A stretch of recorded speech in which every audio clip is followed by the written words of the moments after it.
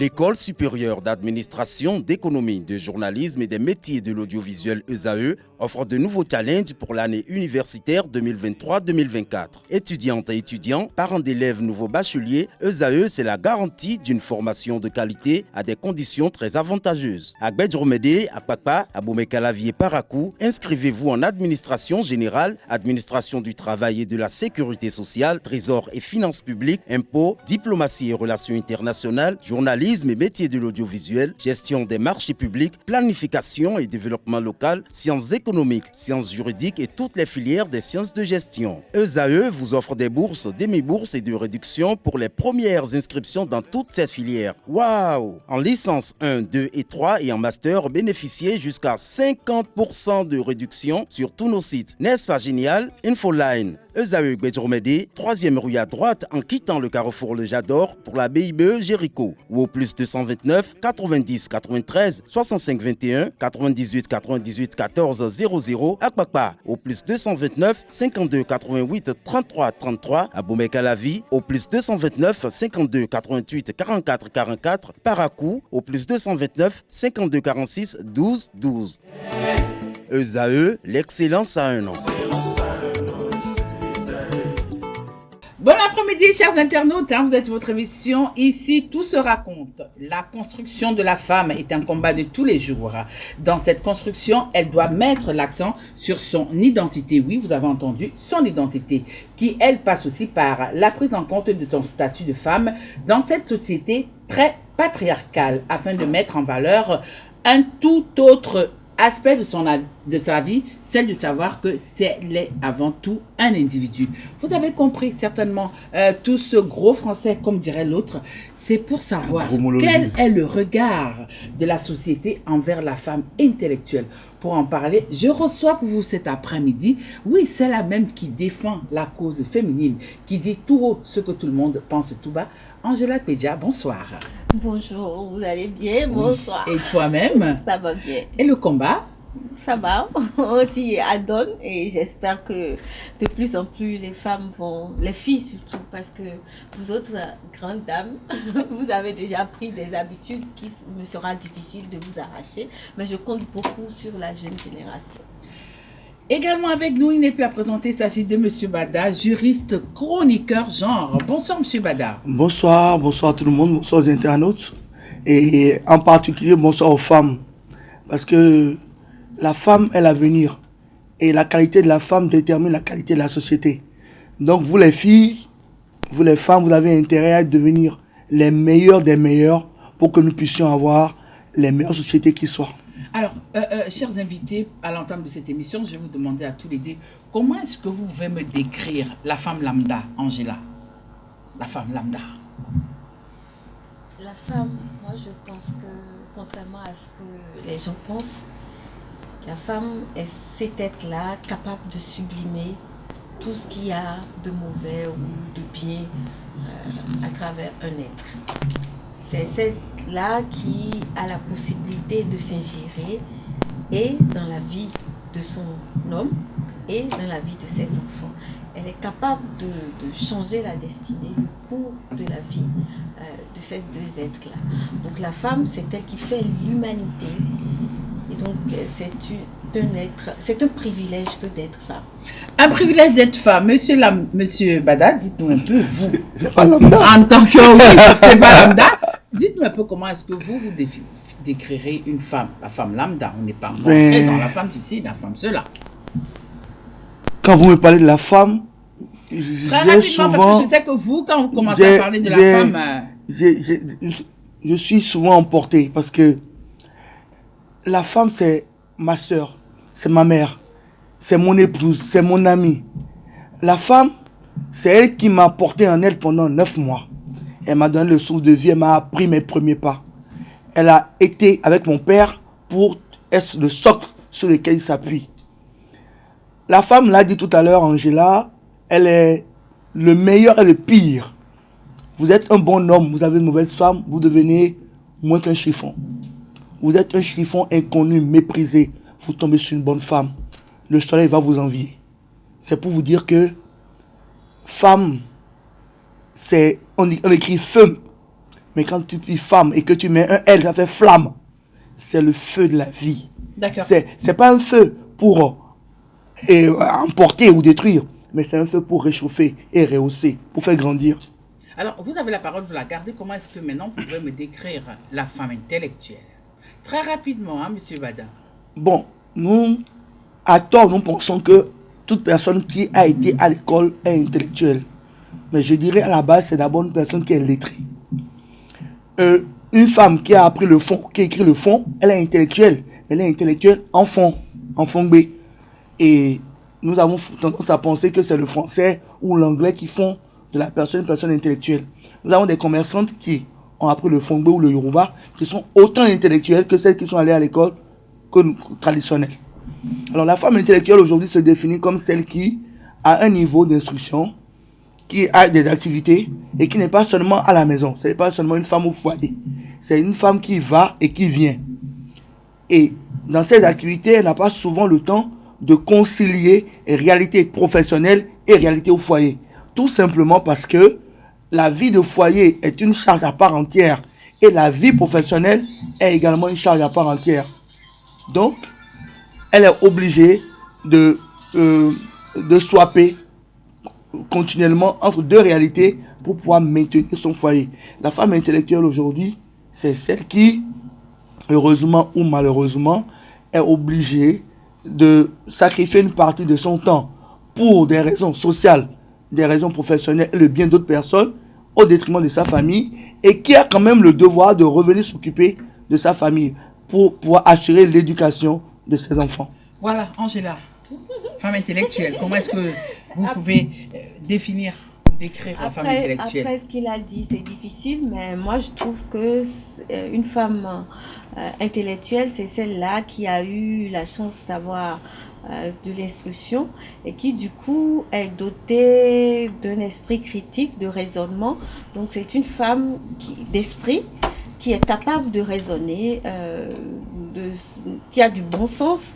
Et aujourd'hui, dans notre société, une femme intellectuelle s'entend, comme M. Badala dit tout à l'heure, comme une femme qui travaille, qui a un boulot, donc elle va travailler et donc elle n'est pas tout le temps à la maison. C'est pas une femme qui reste tout le temps à la maison pour s'occuper du ménage, pour faire ci ou ça. Donc, dans l'entendement commun, c'est une femme pareille. Mais sinon, même nos mamans qui n'ont pas été à l'école et qui travaillent dans les marchés, font du commerce, sont des femmes qui, normalement, sont dotées de raison, qui arrivent à raisonner. Dans ma langue, on dit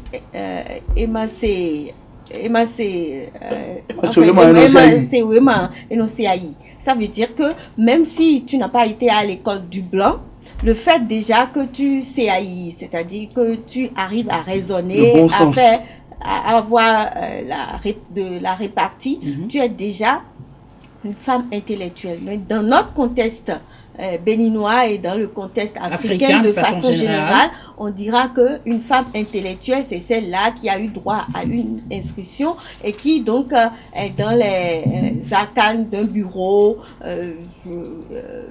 et qui délaisse très souvent, comme ils le disent, le foyer pour s'occuper d'elle-même, de son boulot. Donc c'est une femme en griffe, indépendante financièrement également. Alors dites-nous un peu, qu'est-ce qui diffère cette femme des autres femmes? Alors, vous savez, les choses Parce que aujourd'hui, vous avez défini la femme intellectuelle. Monsieur Bada même dit que oui, même celles qui ne sont pas allées à l'école, on les considère comme des femmes intellectuelles. Mais aujourd'hui, dans notre contexte africain, quand on parle surtout de femmes intellectuelles, on voit celles que généralement on appelle des longs crayons.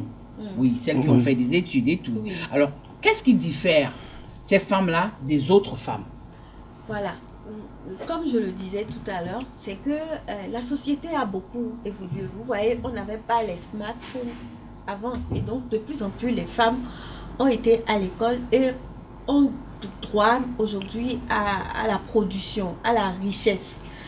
C'est-à-dire, elles contribuent à la production, elles contribuent à avoir de la richesse. Et ce qui les différencie, c'est que ce sont des femmes qui ont appris à raisonner, à savoir que ça là, ce n'est pas bien pour moi.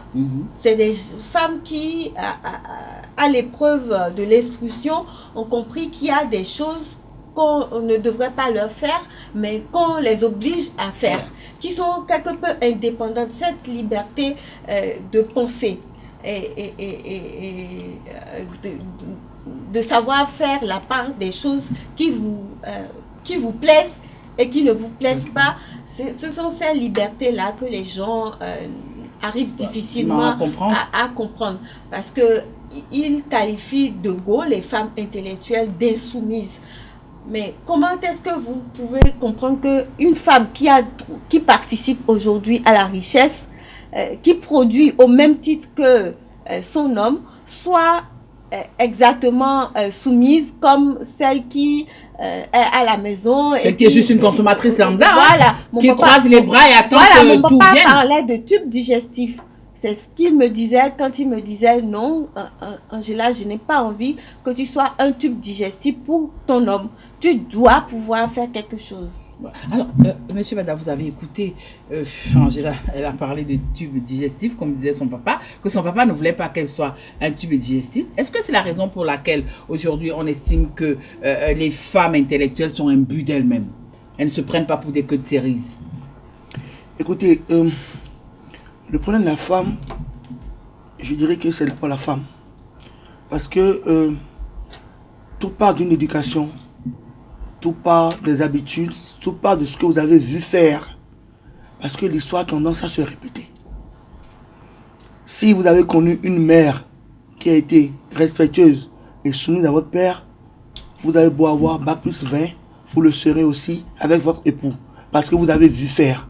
Vous le serez peut-être pas dans la même proportion, mais vous le serez dans une certaine proportion. Oui, mais est-ce que c'est toujours d'actualité, le point que vous êtes en train d'aborder là? Oui, c'est toujours d'actualité parce qu'aujourd'hui, n'est pas marié qui veut, n'est pas marié qui peut. Nous avons des mariages pompeux autour de nous. Mais combien de personnes restent vraiment dans le mariage?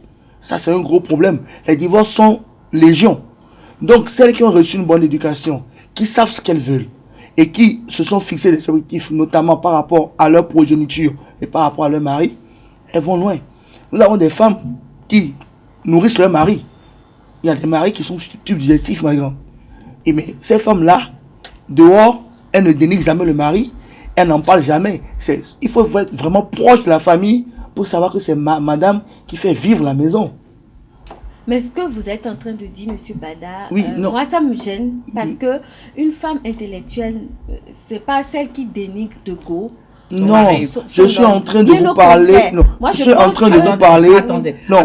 Là, vous allez ce que je dis, ce n'est pas ma vision personnelle.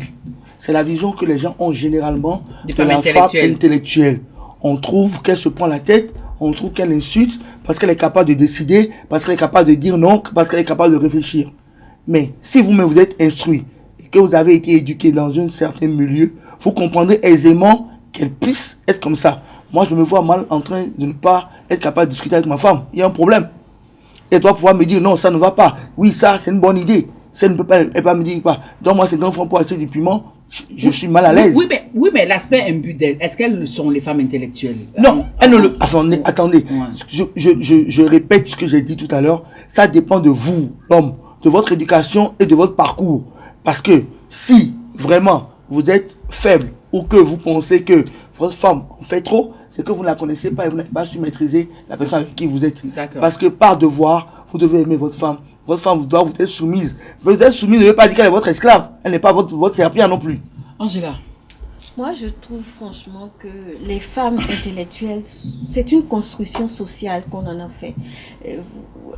On nous phénotype, les femmes intellectuelles pour dire que ce sont des femmes qui sont insoumises, comme je le disais tout à l'heure. Ce sont des femmes qui sont imbues de leur personne, qui ne veulent pas respecter, qui sont égoïstes, orgueilleuses,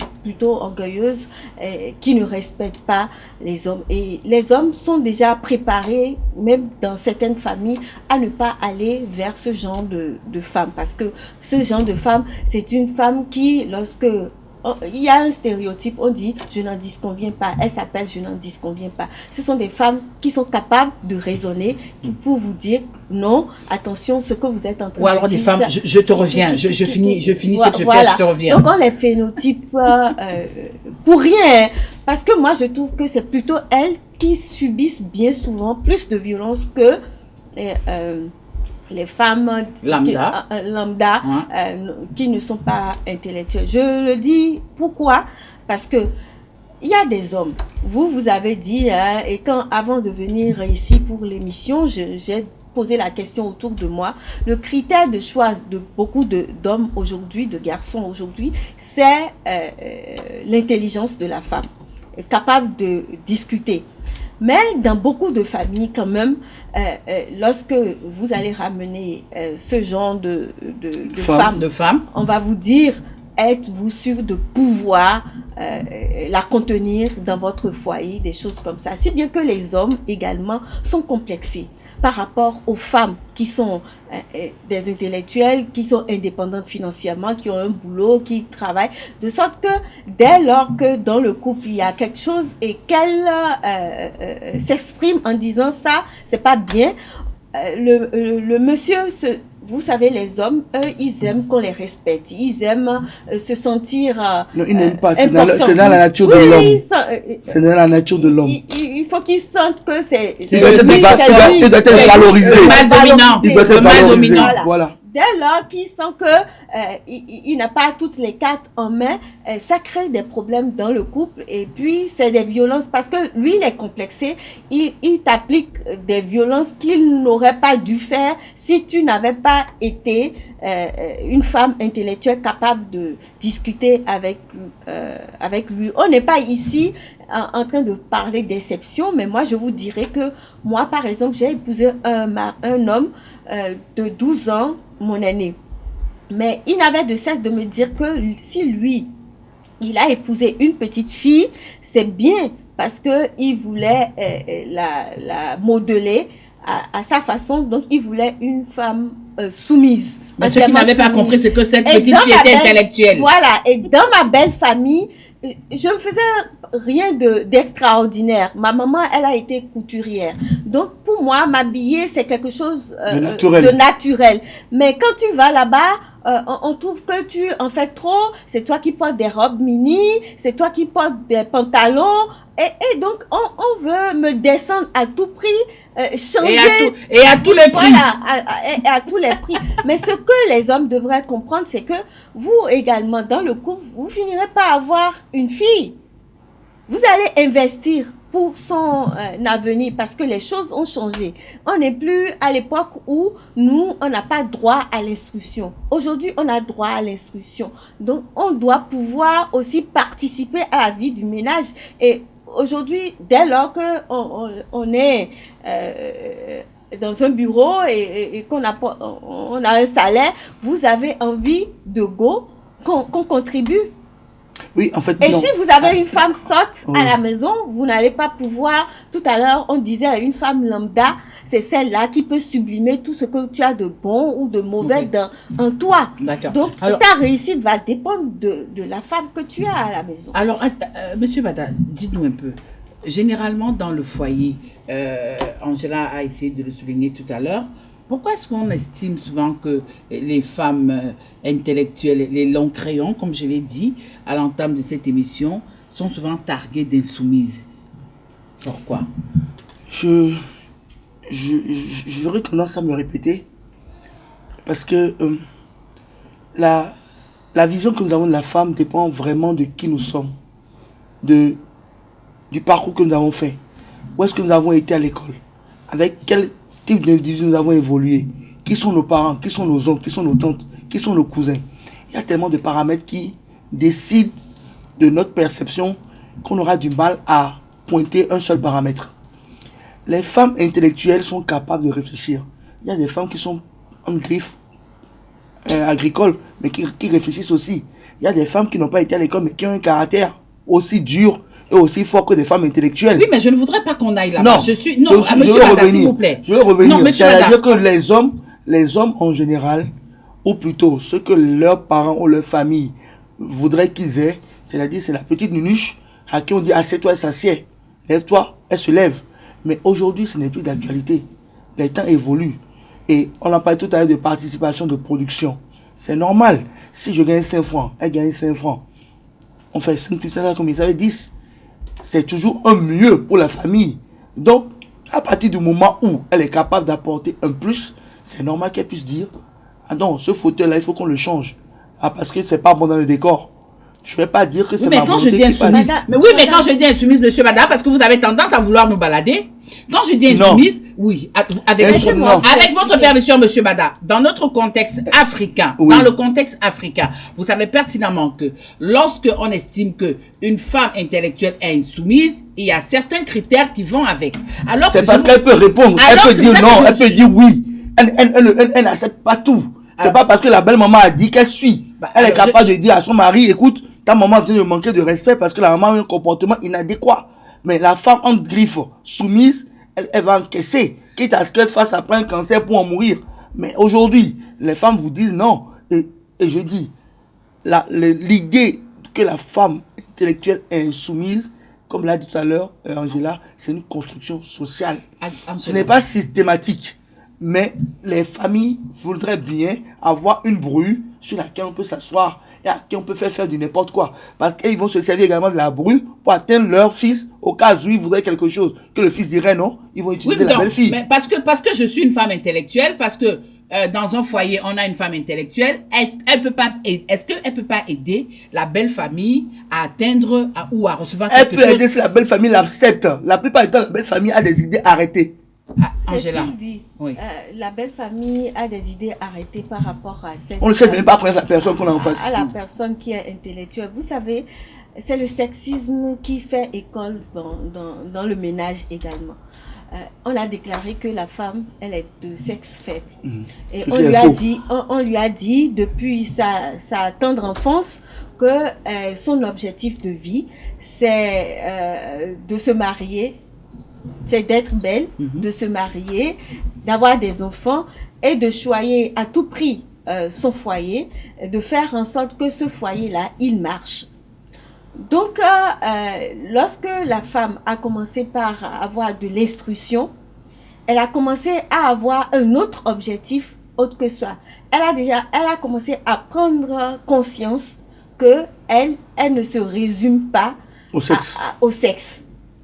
Et à partir de ce moment, les femmes ont commencé à lutter et c'est comme ça que le plus grand nombre a commencé à avoir de l'instruction. À partir de ce moment, les hommes se sentent menacés et du coup, cette construction sociale qu'on avait faite est en train de tanguer, de sorte que tout le monde se dit, la liberté que moi j'ai, par exemple, à dire non quand ça ne va pas, quand je ne veux pas quelque chose, les femmes, nos mamans, n'ont pas eu cette liberté-là. Elles ont été des femmes soumises, chosifiées.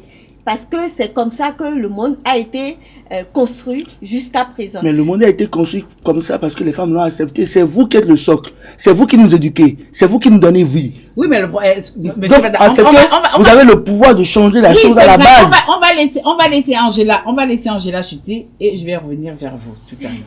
Oui, Angela, non, je suis d'accord avec elle, mais je lui rappelle juste ça. Oui, mais est-ce qu'on aurait pu faire ça sans votre soutien? Vous êtes forte. Oui, c'est vrai, nous sommes fortes, mais... Si nous sommes fortes, mais pourquoi vous dites alors que nous sommes le sexe faible? Tout est parti de là. C'est le machisme. On a besoin de montrer qu'on est le coq de la basse-cour. C'est ce sexisme-là qui fait que... Et ce qui est dommageable, c'est que des femmes qui se retrouvent dans d'autres foyers se comportent mal avec la belle-sœur, celle qui est avec leur frère, ou dit qu'elle est, si elle est ça. Alors que dans son foyer aussi, elle pourrait être confrontée à ça. Mettons, elle fait pire. Elle fait pire la plupart du temps. On va laisser chuter, vous allez conclure. Nous sommes dans une famille. Vous avez certainement des sœurs. Et l'investissement que votre papa a eu pour que vous ayez l'instruction, il a eu ce même investissement pour la fille. Et pourquoi après, on ne voudrait pas que la femme, ayant reçu cette instruction, en fasse preuve dans son foyer, dans son mariage. Et les femmes qui sont instruites, Rosine Soglo, paix à son âme, le disait, le président Soglo n'a pas épousé une femme analphabète. Donc, c'est une femme qui peut participer à ça. Regardez, c'est elle qui a créé le parti Renaissance du Bénin pour accompagner son homme. Et même la première dame actuelle, c'est elle qui a joué les clébés pour que le président Talon, à l'époque candidat, vienne au Bénin. Donc, une femme intellectuelle, vous avez tout à cahier. Aujourd'hui, c'est la famille Talon qui est plébiscitée, non? On parle du président Talon, c'est Talon. Et derrière lui, il y a une grande dame. Oui, et pourquoi comment ça s'appelle? Ces belles-sœurs ne veulent pas comprendre que nous impactons la femme positivement la femme la vie de nos ton époux. Frère, impacte positivement la vie de ton frère et impacte ta vie. Parce que ton frère, s'il est quelque chose, il ne va pas te laisser en rade. D'accord. Alors, nous sommes arrivés à la fin de la première partie de notre émission de ce samedi. Avant de partir, M. Bada, très rapidement, votre mot de fin. Écoutez, femme intellectuelle ou pas intellectuelle, la femme, c'est le socle de la famille. Nous devons la respecter. Mais une femme doit être respectable, respectueuse et respectée. C'est-à-dire, autant nous, les hommes, devons vous respecter, autant vous devez être respectée et respectueuse. Parce qu'il y a des femmes aujourd'hui qui oublient qui elles sont, qui oublient leur rôle et qui dévoient ce que la femme doit être essentiellement. La quintessence de la femme, c'est d'être le socle de la famille et d'être la force de son homme. Être la force de son homme ne veut pas dire subir tout. Non, l'homme, j'ai dit tout à l'heure que l'homme doit respecter la femme. Voilà. Forcément. Voilà. Et le respect est réciproque. Voilà, chers amis internautes, chers téléspectateurs de la télévision, c'est la fin de notre émission. Ici, tout se raconte de ce samedi. Retrouvons-nous le samedi prochain pour la seconde partie. Ce sera toujours avec les mêmes invités et le plaisir sera identique. À samedi prochain.